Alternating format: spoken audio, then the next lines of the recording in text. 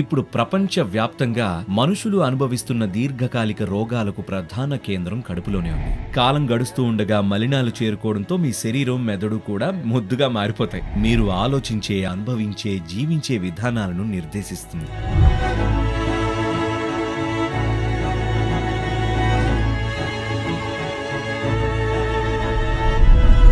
నాకొకటి తెలుసుకోవాలనుంది. మీ దృష్టిలో మంచినీళ్ళ ఉపవాసం లేదా ఎక్కువ కాలం ఉపవాసం చేయటం చూసారా, తను నేరుగా ఆహారం వైపు వెళ్ళిపోయింది. సరే, ఉపవాసం అంటున్నారు, ఆహారం కాదు, మంచిదే. ఇది ఆహారానికి వ్యతిరేకం. దాన్ని తీసుకోకపోతే కలిగే ఉపయోగాల గురించి, ఆరోగ్యాన్ని సరిచేసే పద్ధతి, ఆహారంతో మనకున్న సంబంధాన్ని మరింత మెరుగుపరిచేందుకు మార్గం ఏదైనా ఉంటే చెప్పండి.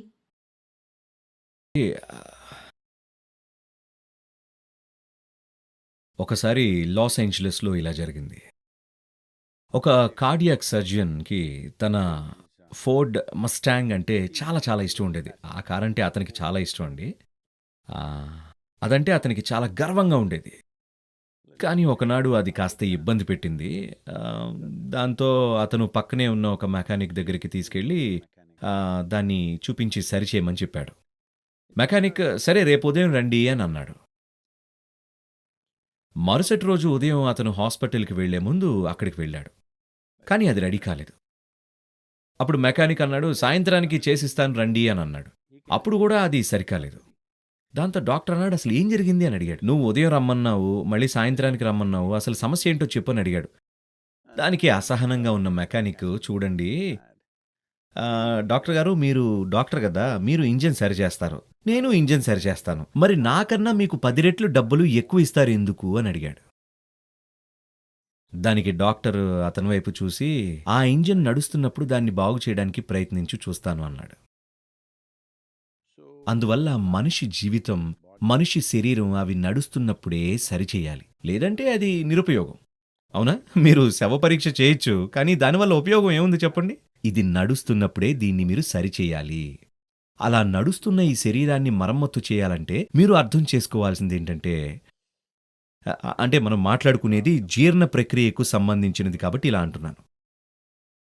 దీన్ని దశల వారీగా చూస్తే మొదటిది తీసుకోవడం అంటే తినడం అనుకోండి, తర్వాత జీర్ణం చేసుకోవడం, సమీకరణ, విసర్జన. ఇవి ఆహారం తీసుకోవడంలోని 4 పార్శ్వాలు, దాని ప్రక్రియ. తీసుకోవడం, జీర్ణం చేసుకోవడం, సమీకరణ, విసర్జన. నేటి ప్రపంచంలో ఈ తినే ప్రక్రియ ఎప్పుడు పడితే అప్పుడు జరుగుతోంది. నుంచొని, కూర్చొని, పగలు రాత్రి ఏమీ తేడా లేకుండా ఆహారం అదనంగా ఉంది కాబట్టి మనుషులు దాన్ని తీసుకుంటున్నారు. మానవ చరిత్రలో ఎప్పుడూ ఇలా ఉండేది కాదండి. కానీ దురదృష్టవశాత్తు, అదృష్టవశాత్తు చాలా ఆహారం ఉంది, కానీ దురదృష్టవశాత్తు మనుషులకి దాన్ని ఎప్పుడు తినాలో ఎప్పుడు తినకూడదో తెలియదు. ఇక కాలంలో ఎలాగైతే చక్ర గమనం ఉంటుందో, మనకి చక్ర గమనం వల్లే కదా కాలం తెలుస్తుంది. మన గ్రహం ఒక్కసారి ఇలా తిరుగుతూ ఉంటే దాన్ని ఒక రోజు అంటున్నాం, లేకపోతే మనకు తెలియదు కదా. చంద్రుడి గమనాన్ని చూసి మనం ఒక నెల అంటున్నాం. సూర్యుడి చుట్టూ వెళ్లడం వల్ల మనం ఒక సంవత్సరం అంటున్నాం. కాబట్టి కాలం అంటే మన ఉద్దేశం ఈ చక్ర గమనాలే. మన జన్మం ఇంకా మరణం కూడా ఒక విధమైన చక్రమే. మన తల్లులు, శరీరాలు చంద్రుడి గమనంతో ముడిపడి ఉండడం వల్లనే మనం పుట్టడం సాధ్యపడింది, లేకపోతే మనం పుట్టే అవకాశం లేదు. కాబట్టి మన భౌతిక జీవితం మొత్తం ఒక చక్రమే. ఆధ్యాత్మిక ప్రక్రియ అంతా ముఖ్యంగా చాలా ప్రాముఖ్యగలది.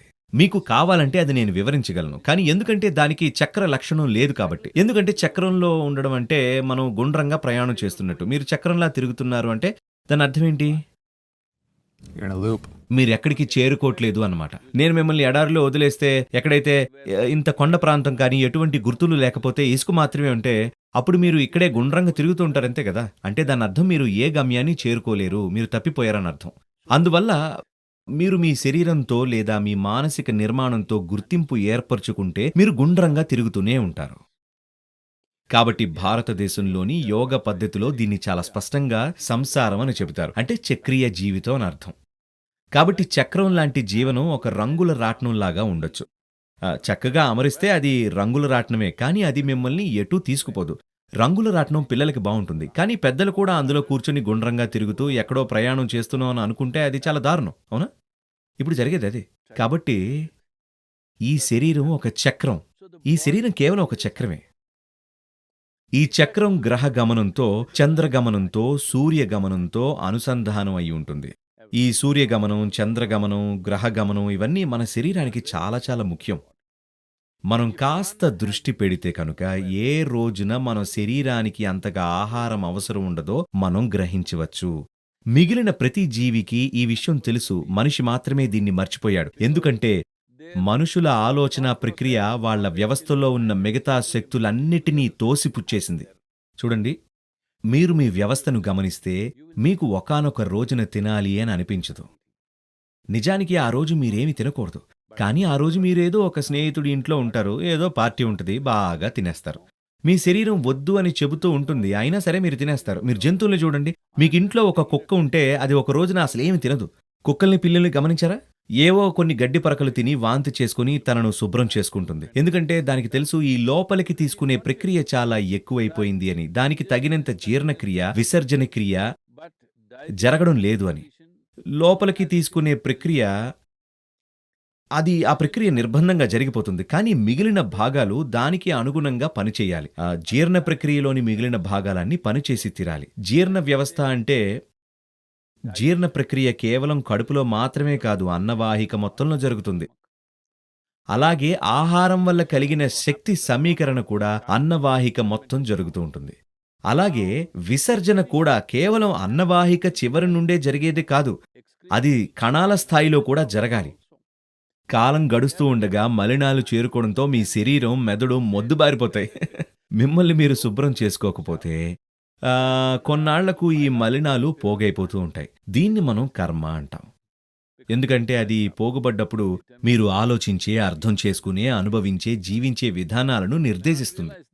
దీన్ని అర్థం చేసుకోకుండా ప్రజలు నేను ఇలాగే ఉండేది, ఇదే నా లక్షణం అని అనుకుంటారు. అది మీ లక్షణం కాదు, మిమ్మల్ని మీరు అలా పాడు చేసుకున్నారు. అర్థమైందా? కాబట్టి ఈ శుభ్రం చేసుకునే ప్రక్రియలో తీసుకునే ప్రక్రియకు కాస్త విరామం ఇవ్వడం అవసరం. ఎందుకంటే చాలా వరకు మిగతా వ్యవస్థలకు బయట నుండి ఏ సహాయం అవసరం లేదు. వాటికవే పనిచేస్తాయి. కానీ తినడం అనేది మనం చేసేది. దురదృష్టవశాత్తు అది చాలా మందికి నిర్బంధంగా మారింది. నిజానికి అది మనం కావాలనుకున్న ప్రకారం జరగాలి. నాకు అవసరం ఉన్నప్పుడు తింటాను, నేను ఇప్పుడు తినాలి అని నిర్ణయించుకున్నప్పుడే నేను తింటాను. నేనెప్పుడు తినాలో నా చెయ్యి నిర్ణయించదు. ఏదైనా కనపడగానే ఇలా మనుషులందరూ ఇలాగే చేస్తున్నారు. I relate. నాకు తెలిసి మీ పక్కన ఒక మంచి చాక్లెట్ డబ్బా పెడితే చాలు, మీ చెయ్యి వాటిని అలా అలా తినేస్తుంది. మీరు కాదు, మీ చెయ్యి తీస్తుంటుంది. కాబట్టి తినడం అనేది ఎరుకతో జరగాలి. ఆ ఎరుక రావడానికి చాలా పద్ధతులున్నాయి. వాటిలో ఒకటి ఉపవాసం. అన్నం ఇంకా నీరు తీసుకోకుండా ఉండడం వల్ల మీ వ్యవస్థకు హాని జరిగే అవకాశం ఉంది. మీ వ్యవస్థను తగిన సాధనలతో బలోపేతం చేయాలి. మీరు చేయగల తగిన సాధనలు ఉంటే మీ శరీరానికి ఆహారం అవసరం తగ్గిపోతుంది. చూడండి, మనకి వచ్చే శక్తి కేవలం ఆహారం నుండి రావడం లేదు. సూర్యరశ్మి, గాలి, నీరు. నిజానికి యోగ పద్ధతిలో చూస్తే కనుక మీరు మీ వ్యవస్థను గనుక సరిగ్గా ఉంచుకోగలిగితే మీకు 60 నుండి 70% వరకు శక్తి కేవలం సూర్యకాంతులు, గాలి, నీటి నుండే రావాలి. మిగిలిన 40% ఆహారం నుండి రావాలి. అప్పుడు సహజంగానే మీరు తీసుకునే ఆహార పరిమాణం చాలా వరకు తగ్గిపోతుంది. మీకు నేను నా గురించి చెప్పాలి. చిన్నతనంలో నేను చాలా ఎక్కువగా తినేసేవాణ్ణి. కానీ నేను లావు అవ్వలేదు, ఎందుకంటే నా శారీరక చర్యలు చాలా ఎక్కువగా ఉండేవి. కానీ నేను తీసుకునే ఆహారం అప్పటితో పోలిస్తే 10వ వంతు లేక అంతకన్నా తక్కువ ఉంటుంది.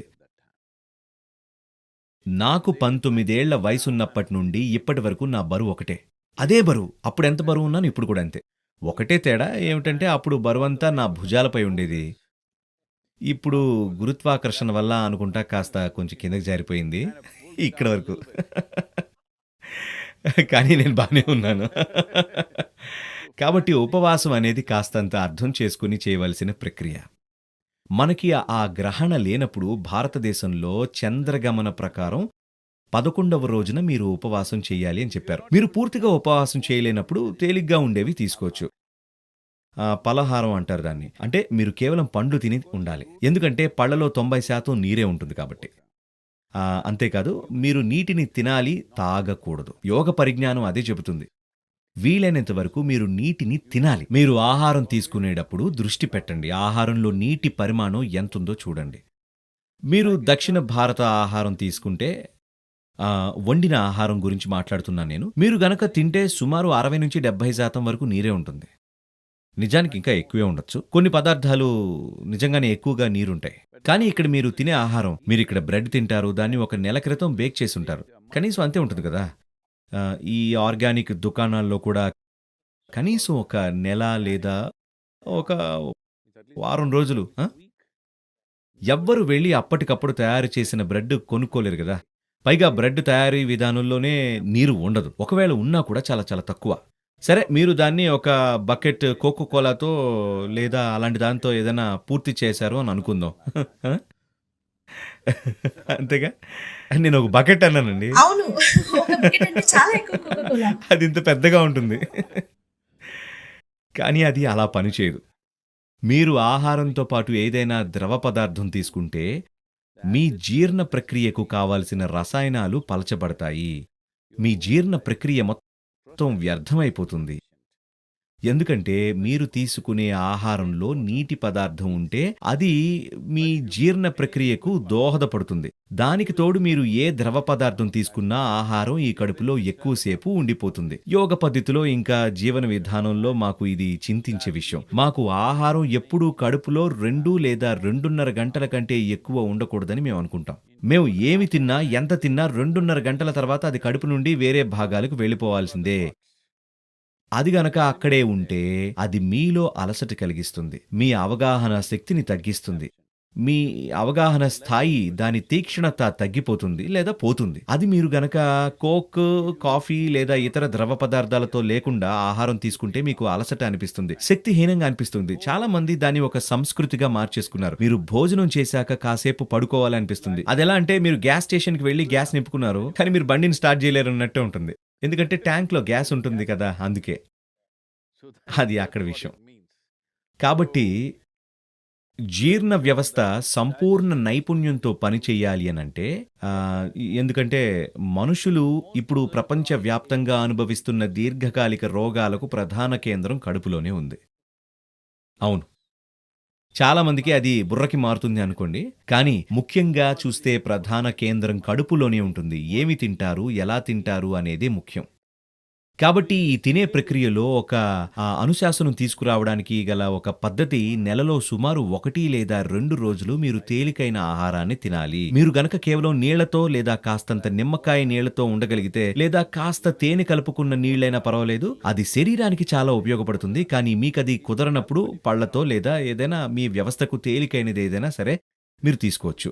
దీన్ని ఉద్దేశం ఏంటంటే, జీర్ణ ప్రక్రియకు, శక్తి సమీకరణకు ఒక విరామం ఇస్తే మీ శరీర ఇతర భాగాలు కణాల స్థాయిలో విసర్జన ప్రక్రియను పూర్తి చేస్తాయి. ఇలా అశుద్ధాలన్నీ తొలగిపోవాలి. On the cellular level, it must throw out all the impurities.